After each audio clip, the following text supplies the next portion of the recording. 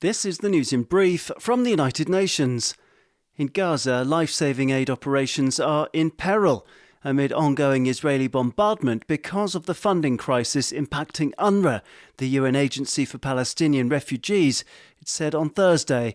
Citing colossal needs now facing over 2 million people in the enclave, UNRWA warned that the dire humanitarian situation could get worse after 16 donor countries cut funding. The development follows allegations that some UNRWA staff colluded with Hamas during its terror attacks on southern Israel on the 7th of October, where 1,200 people were butchered and more than 250 taken hostage. The UN's highest investigative body is already conducting a probe into the allegations against UNRWA, which plays a key role in Gaza as the largest humanitarian organisation there. Meanwhile, humanitarians have warned that the exodus of people south has continued unabated in Gaza as they flee Israeli bombardments. They've joined the more than 1.4 million people already crammed into the southern governorate of Rafah. Most are living in makeshift shelters, tents or out in the open, and now also fear they might no longer receive any food or other humanitarian assistance from UNRWA, the UN agency said in a statement. Staying with the occupied Palestinian territory, 122 journalists have now been killed there and many more injured since the war began last October, UN-appointed independent rights experts said on Thursday.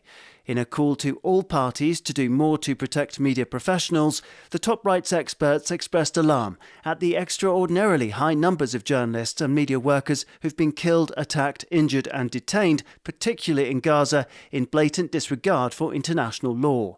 The rights experts noted that 4 Israeli journalists were killed by Hamas in the 7th of October attacks, while also highlighting the case of Al Jazeera journalist Wael al-Dawdou, who lost his wife, 2 children and a grandson during Israeli bombing last October. In December, Mr. al-Dawdou also faced a drone attack that killed his cameraman. He then lost another son, also an Al Jazeera journalist, along with another colleague, when they were killed by an Israeli drone strike last month.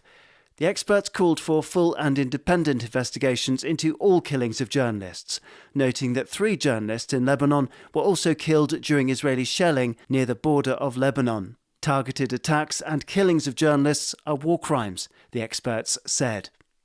UN Human Rights Chief Volker Turk expressed his shock on Thursday at credible reports alleging that Malian armed forces and foreign military personnel executed at least 25 people last week. The alleged massacre happened in Welengara village in the Nara region of central Mali on the 26th of January. Some 30 civilians were also reportedly killed by unidentified gunmen in Bandiagara region at the weekend. In his call for impartial investigations into the allegations, the UN High Commissioner for Human Rights emphasised the need for justice in accordance with international standards. Mr. Turk also urged the Malian authorities to ensure that their troops, as well as their agents or allies, adhere to human rights law and international humanitarian law, particularly regarding the protection of civilians.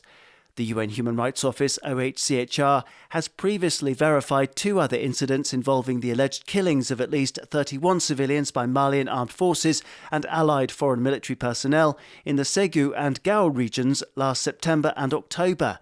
No official investigations into these incidents have been reported, OHCHR noted. Daniel Johnson, UN News.